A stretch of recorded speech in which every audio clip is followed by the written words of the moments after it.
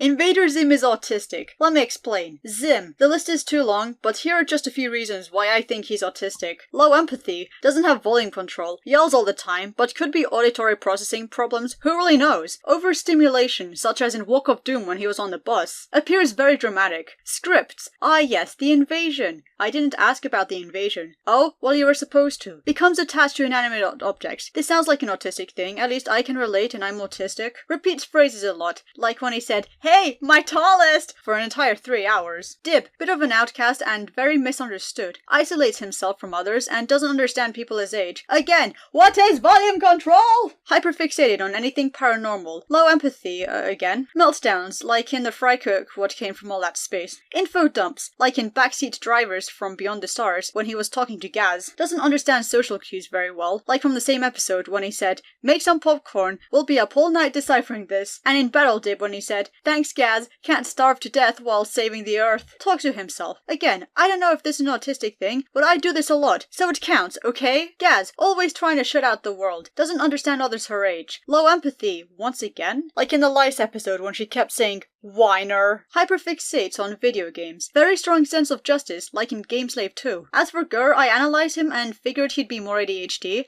but what I will say is that he does repeat phrases a lot, such as, "You gotta make biscuits," and "Why is his head so big?" And I have my speculations on Tak too. She strays away from the norm, doesn't wear normal Urkin clothes, and how she's not a real invader, but wanted to do it anyway, similar to Zim. You know what? She's autistic because I say so, and I slightly relate to her. Professor Membrane. He's not very good at understanding people. He thinks people are insane, which is true, but then again this is coming from an autistic person making this observation. He's very logical, like when he said, "Wishing isn't very scientific, son." Let me know if there's anyone I missed.